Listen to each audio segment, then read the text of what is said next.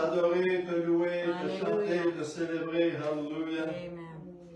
Gloire à Dieu. Sylvie, s'il vous plaît. Alléluia, Jésus. Seigneur, nous te remercions, Seigneur, parce que tu pourvois aux besoins de chacun, Seigneur. Et c'est au nom de Jésus que nous te prions, Seigneur, de bénir nos offrandes ce matin, Seigneur. Et aussi de bénir ceux qui ont besoin, Seigneur, de ton aide. Amen. Amen. L'Éternel a fermé les pas de l'homme, et devant plaisir à savoir,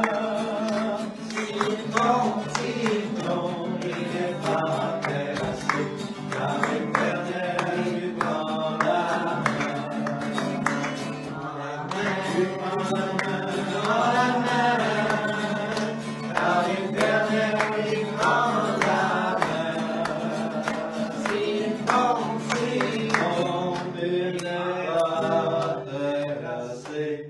Car l'Éternel lui prend la main. Merci Jean-Guy. Encore une fois, bonne fête à Yvonnette. Oui. Alléluia. Alléluia. Oui, Jean. J'aime, je disais ce matin, ok, C'est à ton tour de chanter joyeux anniversaire. Joyeux anniversaire, joyeux anniversaire, joyeux anniversaire à toi.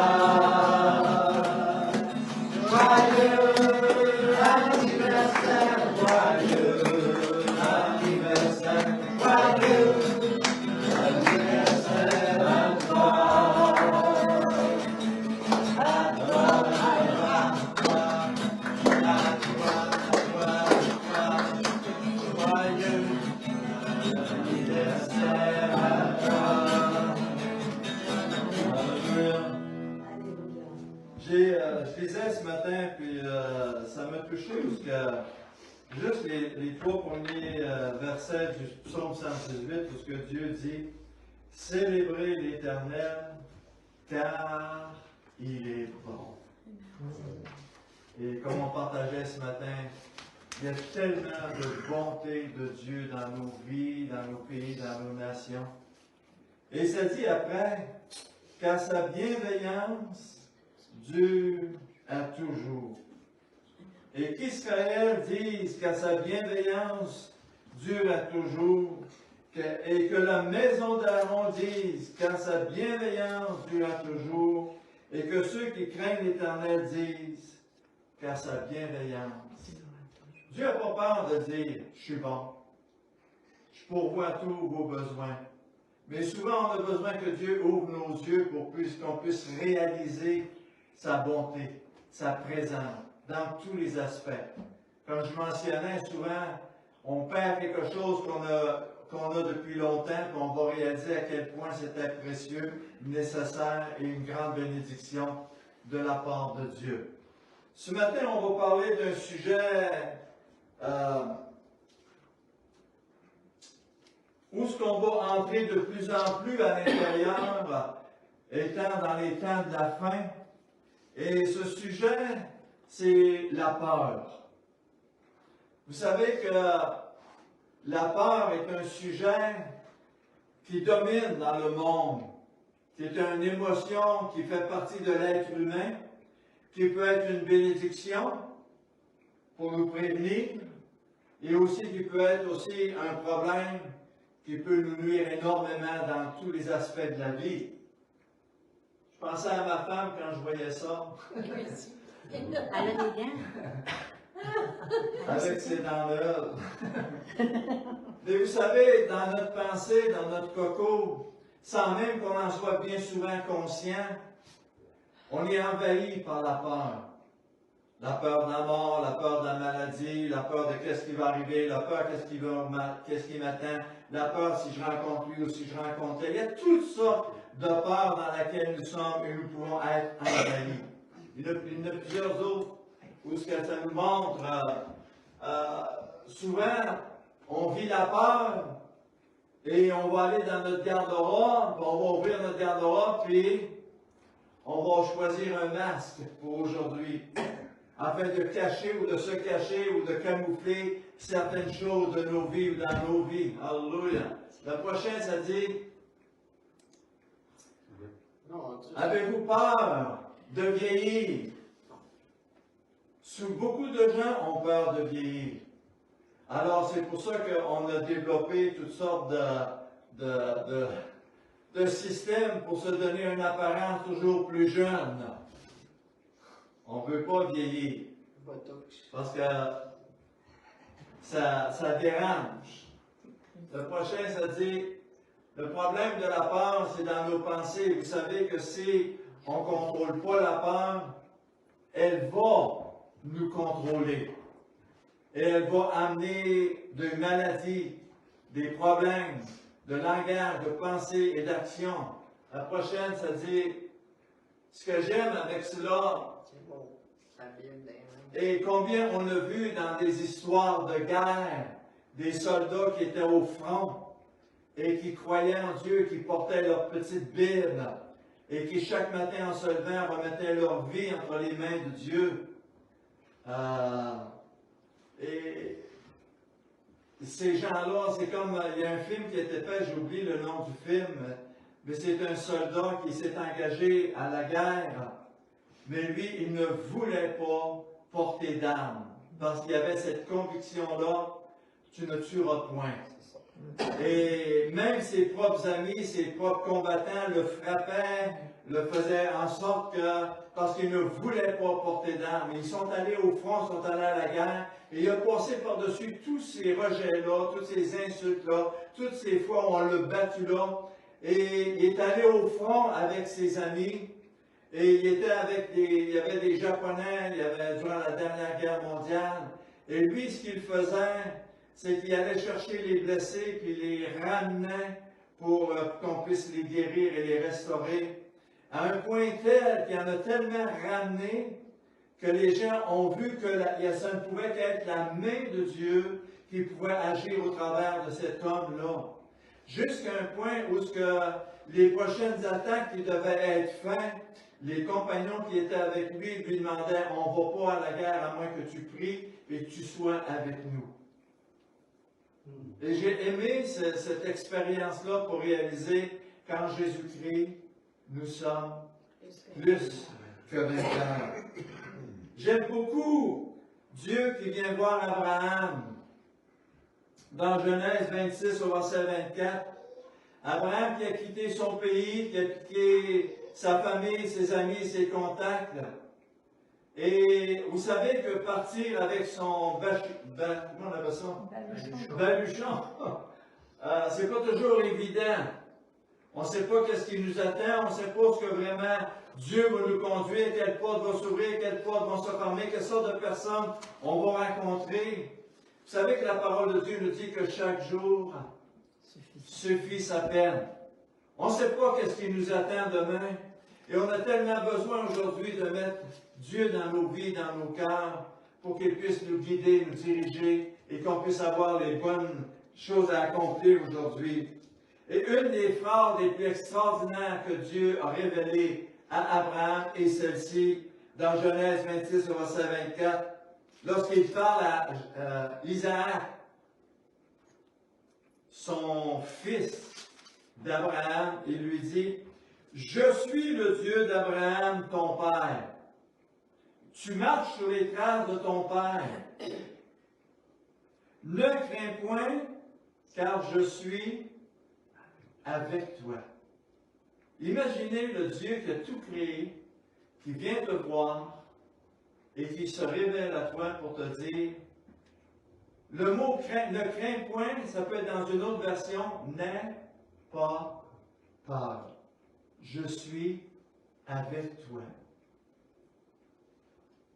Quelle assurance, quelle révélation, quel bonheur, quel bienfait on peut recevoir lorsque Dieu personnellement vient nous voir et il nous dit, n'aie pas peur. Peu importe ce que tu vas vivre à partir de maintenant, peu importe les défis, les combats, les difficultés, je suis avec toi. Il va falloir que tu apprennes à ne pas être contrôlé ou dominé par la peur, par l'angoisse, par les circonstances et les situations. Mais je veux qu'au travers de toute situation, tout événement, toute circonstance de ta vie, tu regardes à moi avec les yeux de la foi. Parce que moi, le Dieu d'Abraham, ton père, je suis avec toi. Est-ce qu'il y en a ici ce matin qui ont déjà reçu cette révélation de Dieu où il te dit personnellement, ne crains point, je suis avec toi. La peur initiale est un réflexe incontrôlable. Dépendamment de qui je suis, on va réagir de toutes sortes de manières face à la peur, face à des circonstances imprévues où on ne contrôle rien. Cependant, ce que nous laissons s'installer dans nos pensées et nos émotions est contrôlable. Méditez cela. Je vais le relire. Cependant, ce que nous laissons s'installer dans nos pensées et nos émotions est contrôlable. C'est comme si la porte frappe à ta porte, la peur frappe à ta porte, soit que tu la laisses entrer, ou soit que tu la contrôles. Mais elle ne voit pas la présence de Dieu, elle ne voit pas qu'il est fidèle dans ses promesses. Celui qui domine la peur va voir la main de Dieu, la présence de Dieu et le contrôle de Dieu dans tous les aspects de nos situations de chaque jour. Et je vous le dis personnellement, il n'y a pas une semaine où il n'y a pas des situations qui sont hors de mon contrôle. Ça peut être des situations de couple, ça peut être des situations financières, ça peut être des situations de maladie. Je me tourne vers Dieu, je lui repose entre ses mains et je lui fais confiance parce que la parole de Dieu nous dit qui peut par ses inquiétudes rallonger quoi que ce soit. Une coudée, c'est ça. Un pied et demi à peu près. La longévité ou le lendemain ou le quoi que ce soit qui peut nous arriver.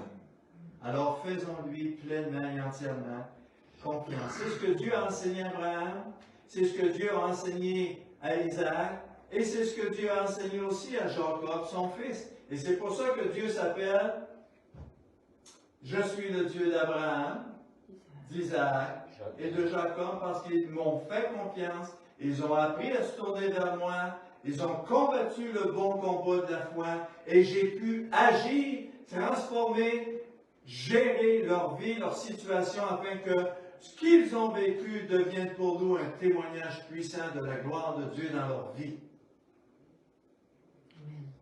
Agé 1 au verset 13, Dieu parle à Israël au travers de son prophète. Agé envoyé de l'Éternel. Et combien de fois Dieu va envoyer des gens, soit des pasteurs, des missionnaires, des prédicateurs, des amis, des contacts, des gens chrétiens. L'Éternel a envoyé, Angers, envoyé de l'Éternel, dit au peuple, d'après l'ordre de l'Éternel. C'est un ordre, un commandement. Je suis avec vous, dit l'Éternel. Alléluia. Savez-vous qu'est-ce que ça veut dire, Agé? Agé veut dire jour de fête. Alors, vous savez que les noms bibliques ont toujours une signification, qu'on comprenne ou pas, ça a un sens biblique que Dieu va utiliser. Quand les gens venaient voir Agé, le prophète, arriver, normalement, ça signalait quelque chose d'heureux, quelque chose de bienveillant, quelque chose qui va nous réjouir. Et Agé est venu pour Israël qui vivait la défaite, qui vivait toutes sortes d'angoisses, d'inquiétudes, de situations extrêmement difficiles. Et il voit le prophète Agé, jour de fête, arriver. Et ils espéraient qu'ils avaient une bonne nouvelle de la part du prophète. Et cette bonne nouvelle, c'était « Je suis avec vous ». Dans Matthieu 20, Matthieu 28 au verset 20, regardez ce que Jésus dit à ses disciples. « Et enseignez-leur à observer tout ce que je vous ai prescrit, et voici, je suis avec vous tous les jours. » Si nous croyons en Jésus, si nous marchons avec Jésus, Jésus nous donne cette promesse-là infaillible, inébranlable. Il dit, « Je suis avec vous tous les jours jusqu'à la fin du monde. » Est-ce que la fin du monde est là? Non, elle n'est pas encore. On sait qu'elle s'en vient, on sait qu'elle va arriver, mais présentement, ce qui est important, c'est d'être trouvé obéissant, de craindre Dieu, de se tourner vers lui, et Dieu s'engage à être avec nous dans n'importe quelle circonstance. Il dit, déchargez-vous sur lui de tout. Et se décharger sur lui, ça veut dire, avant de parler, avant d'agir, va chercher ma présence, va chercher mon conseil, afin que je puisse glorifier mon nom au travers de toutes les situations de ta vie. Savez-vous, frères et sœurs, si on apprenait à se tourner vers Dieu avant de parler, avant de répondre, avant de s'angoisser ou de s'inquiéter, combien est-ce qu'on éviterait toutes sortes de problèmes et de situations délicates et difficiles? C'est vrai, c'est comme ça. Et c'est ça que Dieu veut nous apprendre. Dans Genèse 3.10, voici l'histoire d'Adam et Ève, ça nous dit, « Il répondit, lorsque Dieu dit, Adam, où es-tu? J'ai entendu ta voix dans le jardin. » Ça vous est-tu déjà arrivé d'entendre la voix de Dieu, mais de vous cacher, de fuir, de s'éloigner, de faire le sourd d'oreille? J'ai entendu ta voix dans le jardin et j'ai eu peur parce que je suis nu. Avant, Adam n'était pas conscient de sa nudité, ni Ève non plus. Il n'y avait même pas de vêtements. Mais la présence de Dieu, la gloire de Dieu sur eux était une lumière qui les habillait, une lumière qui les protégeait, une lumière qui leur apportait la paix, la joie, l'amour, la sainteté, la sécurité. Alléluia! C'est ce que Dieu dégage. C'est ce que Dieu veut faire et agir en chacun de nous. Sa présence devient tellement bénéfique pour ceux et celles qui croient en lui, qui espèrent en lui, qui se tournent vers lui et qui se déchargent sur lui. Il nous revêt d'un vêtement blanc, plus blanc que neige. Alléluia! Mais lorsqu'il vient voir Adam et Ève disent, on ne peut pas venir à toi, on est nus. On est déshabillé, on a peur, on est conduit par des sentiments, des émotions, par l'angoisse. Et ça nous amène à nous éloigner de toi, bien plus que ça nous amène à nous cacher de toi. Avez-vous déjà été à une réunion d'un prédicateur, puis de dire, Seigneur, parle-moi pas ce matin. J'ai pas envie que tu me dises ce que je sais que j'ai pas envie d'entendre. Moi, ça m'est arrivé. Vous savez, lorsqu'on vit dans le péché, lorsqu'on pratique le péché va toujours chercher à manipuler nos émotions, nos sentiments, pour nous empêcher de nous décharger sur Dieu. Jésus a dit à cette femme qui avait commis l'adultère, « Va, je ne te juge pas, ne pêche plus. Va. Je ne suis pas venu pour te condamner, je suis venu pour te restaurer, pour mettre de l'ordre dans ta vie, je suis venu pour t'amener plus de lumière, de la révélation de Dieu, et c'est ce que nous avons tous besoin, frères et sœurs. Mais combien refusent de venir à Jésus, de confesser leurs péchés, leurs manquements? La première des prédications de Jésus, c'était quoi? Repentez-vous, afin d'être revêtus, afin d'être transformés, afin d'être guéris, afin d'être restaurés, afin de recevoir ma bénédiction, ma révélation et mes promesses que j'ai pour vous. J'ai entendu ta voix. Et combien aujourd'hui dans le mouvement évangélique Très peu veulent entendre la parole de Dieu. On veut entendre des bénédictions. On veut entendre ce qui nous flatte. On ne veut pas qu'on nous dise « sortez du milieu d'eux ». On ne veut pas entendre « changez ».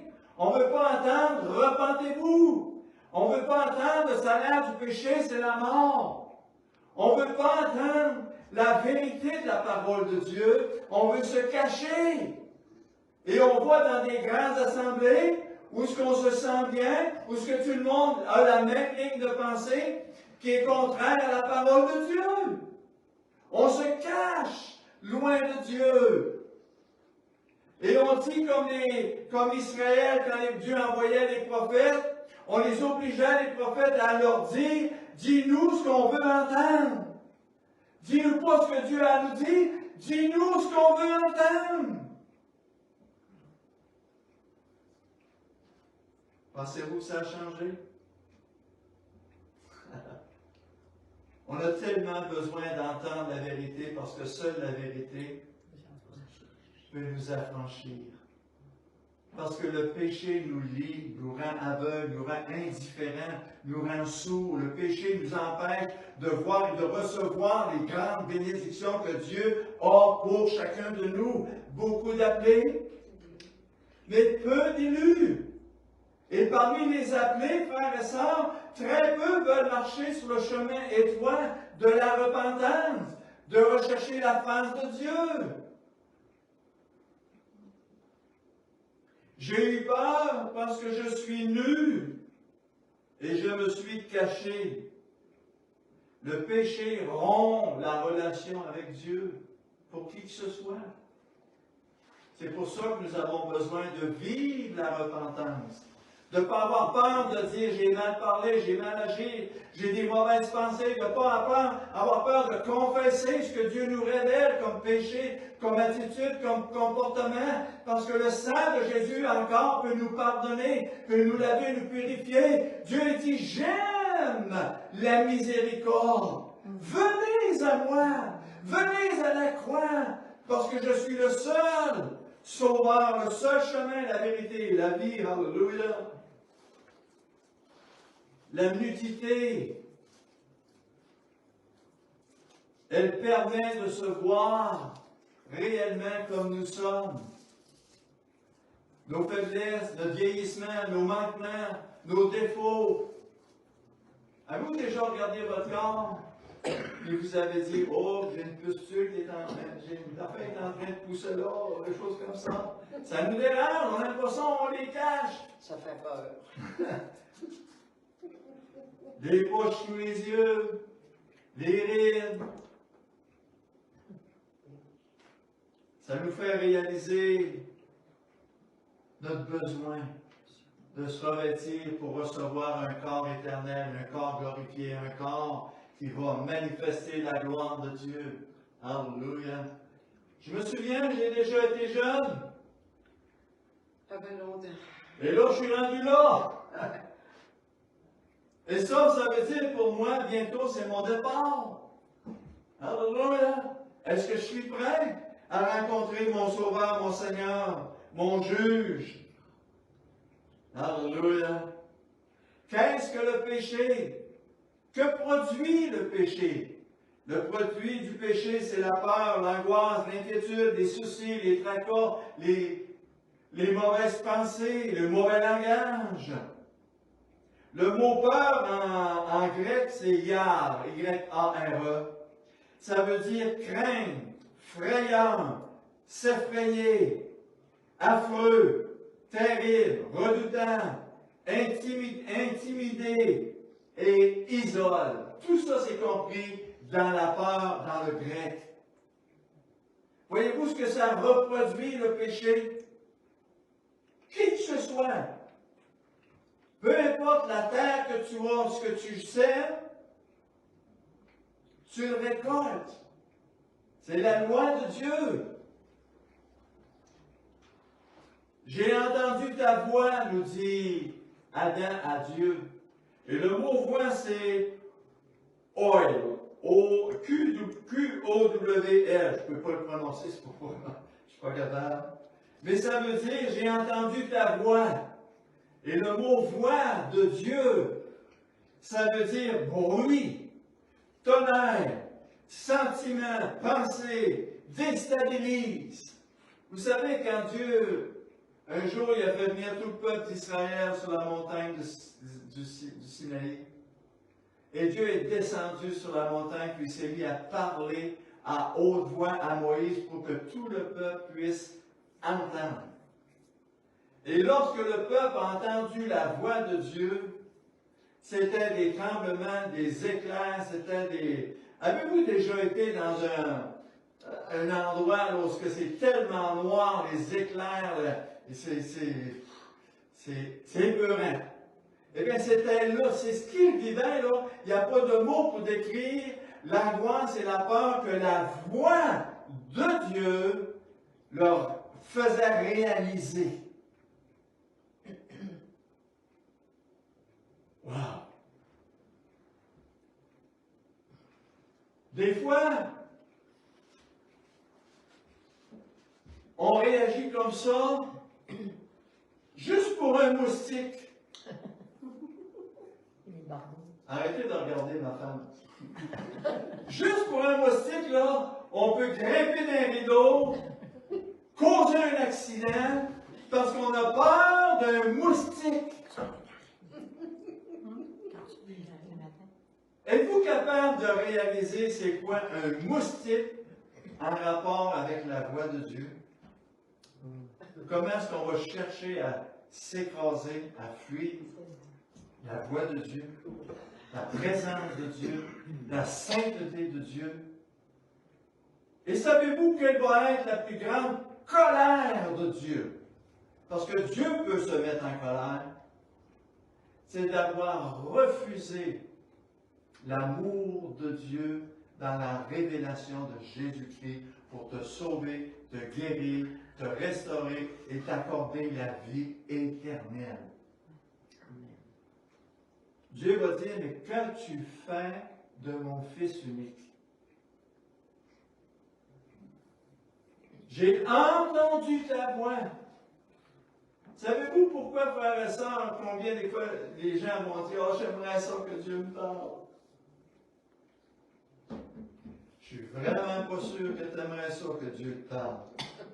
Parce que tu ne sais pas si Dieu te parlait, qu'est-ce qu'il te dirait. Je ne suis pas sûr que tu aimerais qu'est-ce que Dieu te dirait. Puis peut-être que tu fondrais, puis tu dis, oh non Seigneur, comme tout Israël, parle-nous plus, utilise ton pasteur, utilise Moïse, utilise lui, utilise... Mais parle-moi pas, Seigneur! Ça me fait trop peur. C'est ce qu'Israël a fait. C'est ce qu'Israël a fait.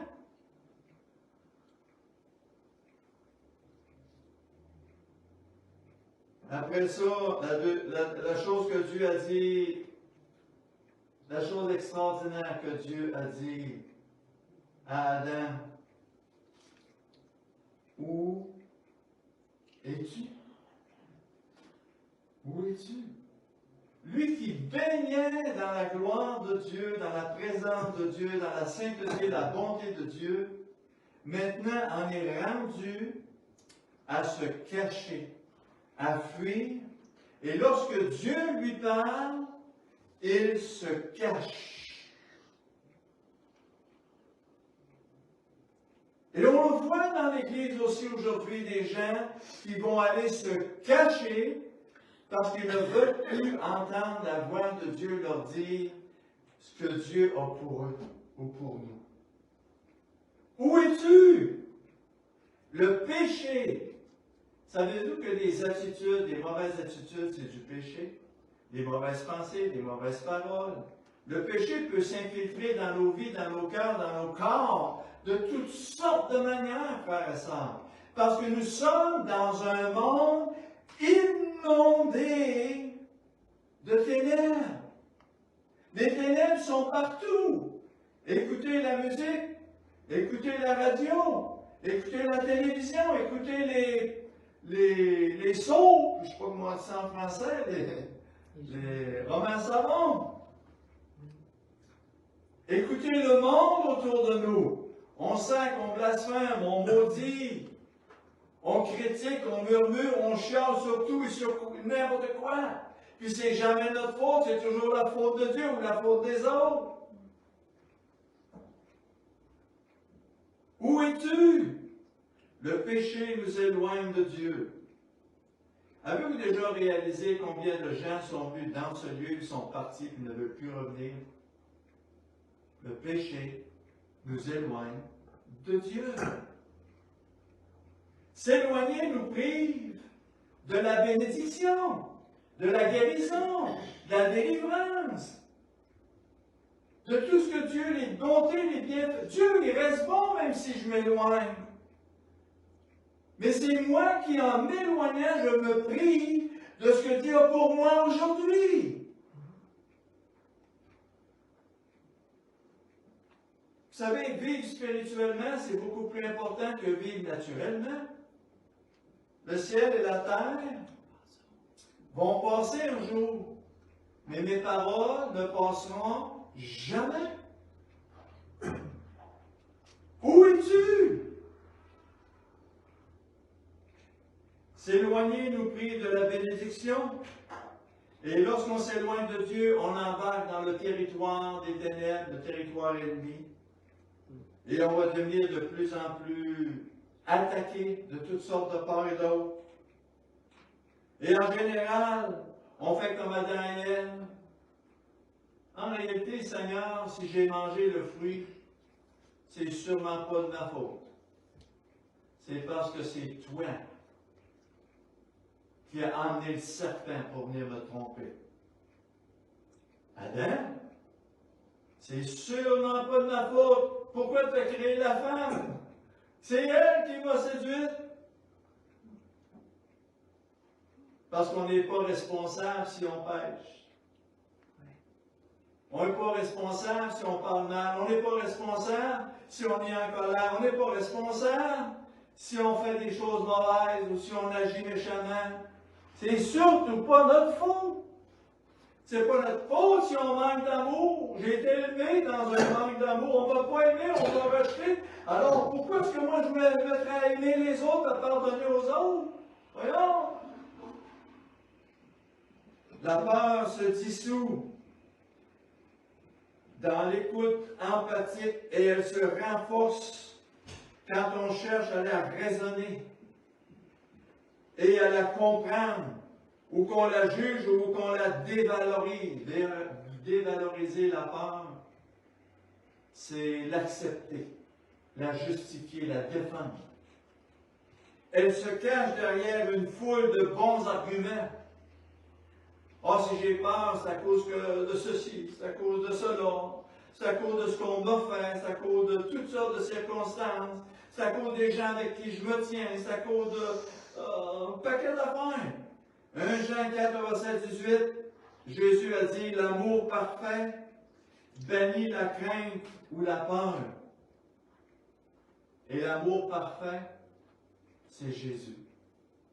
Lorsqu'on vient à Jésus, il nous délivre, il nous rassure, il nous aide à prendre courage. Alléluia. Savez-vous, quand je faisais ce message-là, dans mon esprit, j'ai parti en voyage. Puis je suis allé avec Pierre, Jean, Jacques, puis les 12 apôtres dans la barque. Beau voyage. Tout qu'un voyage. Imaginez, ce sont des pêcheurs de nature, des gens qui ont vécu au travers les flots de la mer, au travers des circonstances, ils en ont vécu une puis une autre. C'était des gens qui étaient habitués, ils avaient leur propre logique, leur propre raison de ne pas avoir peur et d'être habitués. Ils avaient développé des habitudes. Ils savaient comment combattre. Ils savaient comment affronter telle et telle circonstance, telle et telle situation, jusqu'au moment où les vents se sont levés, les vagues se sont levées jusqu'à remplir la barque. Vous savez, on peut avoir une grande assurance avec nos habitudes, notre façon de faire, nos victoires. jusqu'au temps où ce que Dieu va orchestrer quelque chose, où ce que je réalise que je ne suis plus en contrôle. Ça peut être physiquement, ça peut être moralement, ça peut être spirituellement, peu importe. Et là, tout d'un coup, tu t'aperçois qu'il y a quelqu'un qui est au-dessus de la mer, qui la contrôle, qui marche dessus. Et que cette personne-là, c'est Jésus. Mais ces gens-là ont tous eu peur de Jésus. Toute la gang ont eu peur de Jésus. Ils pensaient que c'était un fantôme. Jésus, il est bon pour les autres. Jésus, il peut te guérir, il peut faire ceci, il peut faire cela. Mais pour moi, dans ma vie, dans mon cas, dans ma situation,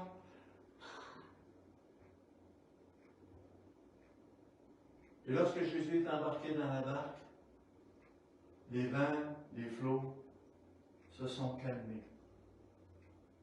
Pourquoi? Jésus a fait vivre cela à des marins, à des pêcheurs.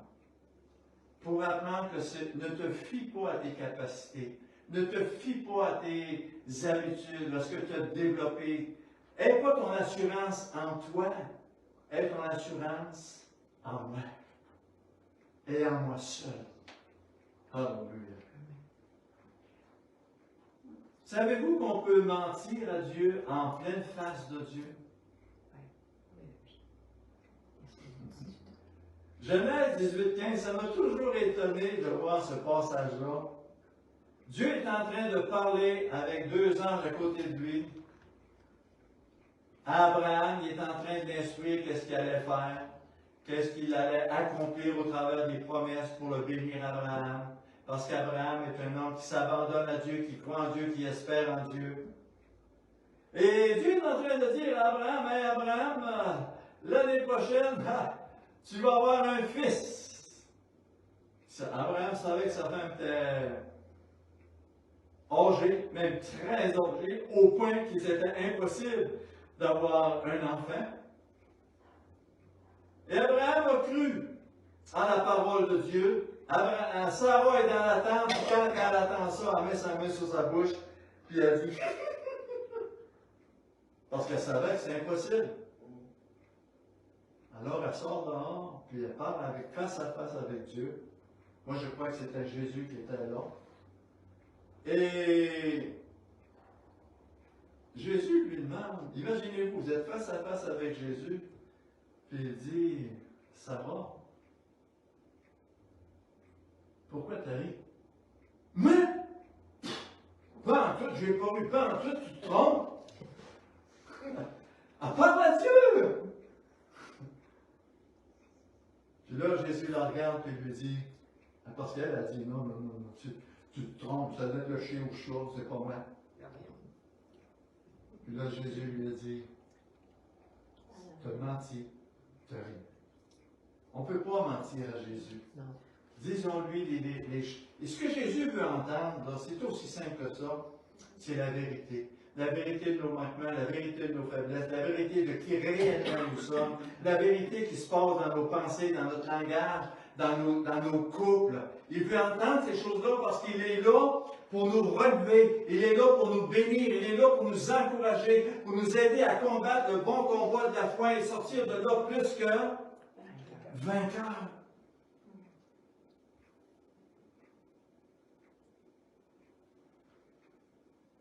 Ceux qui ont pratiqué le mal nient toujours l'évidence des faits. Vous savez, c'est jamais de notre faute. Avez-vous déjà entendu ça? Quand on pratique le mal, c'est jamais de notre faute. C'est toujours la faute des autres.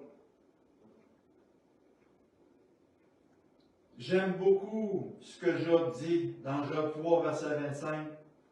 Ce que je crains, c'est ce qui m'arrive. Voyez-vous, si vous êtes contrôlé par la peur de la maladie, lorsqu'elle va arriver, vous allez perdre tout contrôle sur votre corps physique, moral et spirituel. Méditez ce que je suis en train de vous dire. C'est vraiment important de comprendre cela. Ce que je crains, c'est ce qui m'arrive. Ce que je redoute, c'est ce qui m'atteint. Je n'ai ni tranquillité, ni paix, ni repos, et le trouble s'est emparé de moi. C'est Job qui parle, un homme qui craint Dieu, qui est près de Dieu. Mais les circonstances de sa vie l'ont amené à perdre le contrôle, à réaliser à quel point il a besoin de Dieu, besoin de sa délivrance, besoin de son pardon, besoin qu'il puisse mettre sa main pour l'aider à grandir, à croître et à prospérer, et à réaliser la bonté de Dieu et l'amour de Dieu pour lui. Alléluia! Peut-être que Job a été amené dans des situations où aucun de nous aimerait passer au vivre, passer au travail. Parce qu'il a été éprouvé comme peu d'hommes ont pu l'être. Perdre sa famille, perdre une santé totale, perdre tous ses biens dans l'espace de quelques jours. Wow! Mais la chose la plus importante pour Job, c'était la crainte qu'il avait de Dieu. De se tourner vers lui. Même s'il ne comprenait pas, même s'il ne saisissait pas le plan de Dieu quand ça arrivait, Job craignait Dieu. Et Dieu le bénit à cause de cela. Il l'a relevé à cause de cela. Il l'a même utilisé pour prier ses amis qui méritaient un jugement de Dieu. Parce qu'il parlait mal de Dieu. Est-ce que vous me suivez? Ce que je crains, ce qui m'arrive. Alors, frères et sœurs, si vous vivez quelque part que ce soit, peur de la mort, peur des bébites, peur de la maladie, peur de vieillir, peur de n'importe quoi, déchargez-vous sur lui et revêtez-vous d'un vêtement de louange.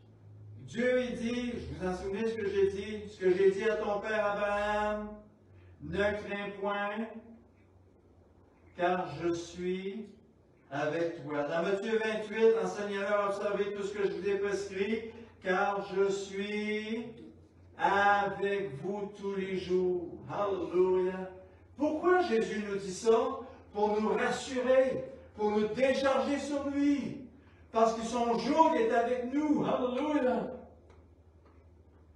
Hébreux 4, verset 16, ça nous dit, approchons-nous donc avec assurance du trône de la grâce. Savez-vous c'est quoi le trône de la grâce?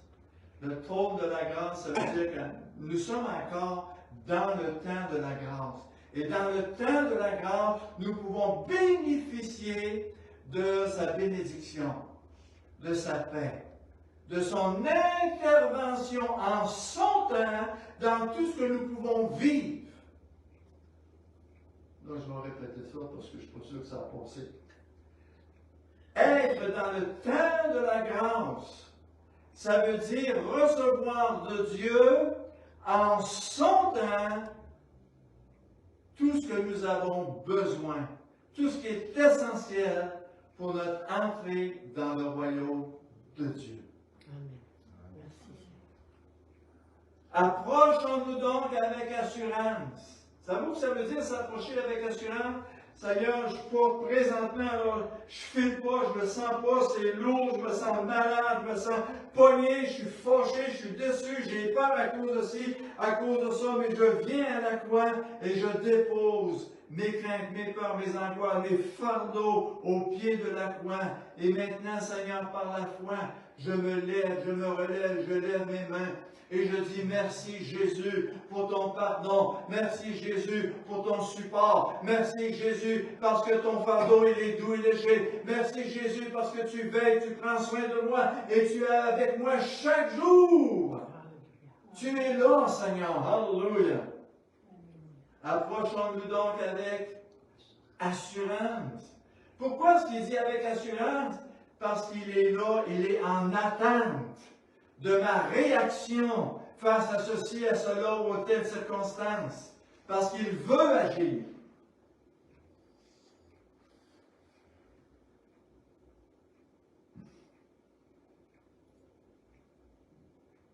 Jean 4, verset 8, ça nous dit, approchez-vous de Dieu Et il, qui? Dieu, Jésus, il s'approchera de vous. Nettoyez vos mains, pécheurs, purifiez vos cœurs, hommes ou femmes irrésolus. Approchez-vous de Dieu. Approchez-vous de Jésus. Et il prendra soin de vous. C'est ce qu'il veut. C'est ce qu'il désire. Il est notre Créateur, notre Consolateur. Il est celui qui rémunère ceux qui croient en lui, qui espèrent en lui et qui s'attendent de lui. Alléluia. Mais il dit, purifiez vos mains. Vous savez que la peur, vivre dans la peur, c'est péché. Être dominé par la peur, c'est péché. Ça veut dire, je doute de Dieu, je ne crois pas en Dieu, je fais Dieu menteur. Voyez-vous cela? Mais se décharger sur lui, c'est manifester ma foi, c'est combattre le bon combat. C'est croire en lui, espérer en lui, s'attacher à lui, la foi, l'espérance. Et c'est aussi l'amour envers lui. Parce que pour que je puisse me relever, il faut que je lui donne à Dieu la priorité, la première place. Et alors, je peux me relever et marcher en plus que vainqueur. Alléluia. Approchons-nous de Dieu pour être revêtus de la justice de Dieu. Dieu nous donne un vêtement. Savez-vous qu'est-ce que Dieu a fait quand Adam et Ève ont eu péché? Puis Adam et Ève ne savaient pas quoi faire pour s'en sortir. Parce qu'ils étaient dominés, contrôlés par la peur. Ils se cachaient. Dieu lui-même est allé les voir. Imaginez-vous là, ils rejettent Dieu, ils désobéissent à Dieu, et Dieu, dans son amour, voyez à quel point Dieu nous aime. Dieu est venu dans son amour les chercher et les voir. Et savez-vous qu'est-ce que Dieu a fait? Il a pris 2 agneaux, puis il les a mis à mort devant eux pour leur expliquer que sans effusion de sang, il n'y a pas de pardon. Il a mis à mort les agneaux, il les a enlevé la peau des agneaux, il en a fait un vêtement, il est allé voir Adam et Ève et il les a revêtus de la justice de Dieu. Vous voyez ce que je viens de vous faire? C'est maintenant, c'est comme ça que vous allez pouvoir vous approcher de moi en versant le sang innocent. Et le sang innocent, vous allez le trouver dans l'agneau, alléluia, qui est figuratif de l'agneau de Dieu qui allait venir 4000 ans plus tard. Alléluia! Et lorsqu'on vient à Dieu au travers de Jésus-Christ de Nazareth, Dieu nous revêt comme il a revêtu Adam et Ève d'un vêtement blanc, plus blanc que neige, pour que nous puissions aller davantage dans sa présence, dans sa gloire, dans sa sainteté, pour recevoir la vie, pour recevoir la direction, la bénédiction, la guérison dont nous dépendons de Dieu. Alléluia! C'est tellement important de comprendre ces choses-là, frères et sœurs.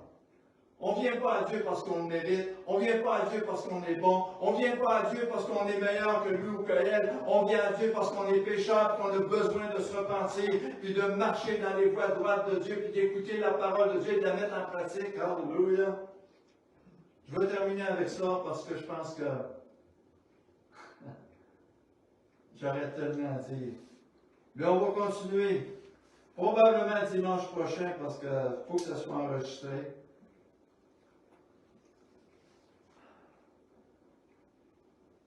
J'aimerais qu'on puisse réaliser ce matin l'œuvre de Dieu pour nous pécheurs. À quel point on a besoin. Jésus a dit, je ne suis pas venu pour vous juger, vous condamner. Au contraire, je suis venu pour sauver les pécheurs. Ceux qui se voient pécheurs. Ceux qui réalisent leur besoin de moi, leur besoin de ma guérison, leur besoin d'être transformés, de recevoir ma puissance, mon Saint-Esprit, afin d'être capable de marcher aujourd'hui dans ce monde qui nous entoure, qui est un monde de ténèbres sans Dieu. un monde sans Dieu, un monde idolâtre, un monde cupide qui vit que pour l'argent, que pour la gloire, que pour la puissance, que pour la renommée. Et cette maladie-là, elle a atteint le monde entier, les nations entières. Et c'est pour ça que Dieu appelle le monde entier à se détourner et à revenir à lui. Seigneur, je te remercie ce matin pour ta parole. Non seulement pour ma vie, pour mes frères et sœurs ici présents, mais aussi pour les auditeurs. Que nous puissions réaliser davantage à quel point tu nous aimes, à quel point Jésus est grand, à quel point Jésus est à l'écoute, à quel point Jésus est là pour nous recevoir, pour nous aider, nous relever, nous purifier, nous sanctifier, nous transformer, à quel point Jésus nous aime personnellement, intimement, et il nous tend la main. Voici, je me tiens à la porte et je frappe. Si tu rouvres la porte, je vais entrer, souper avec toi, partager avec toi, révéler avec toi ce que nous avons besoin. Seigneur, je te demande ce matin par ton esprit de toucher chaque personne ici, de chaque auditeur qui va écouter ce message, d'amener la guérison, d'amener la restauration, d'enlever nos craintes, nos peurs et nos angoisses, et de nous apprendre à nous décharger sur toi, à te faire pleinement et entièrement confiance. Seigneur, je te remercie pour ton onction, pour ta parole, pour ton Saint-Esprit. Au nom du Christ Jésus, nous te prions. Amen. Alléluia. S'il y a des gens ce matin qui ont besoin de juste venir en avant, je pense que notre frère va chanter pour la gloire de Dieu. J'ai besoin de toi.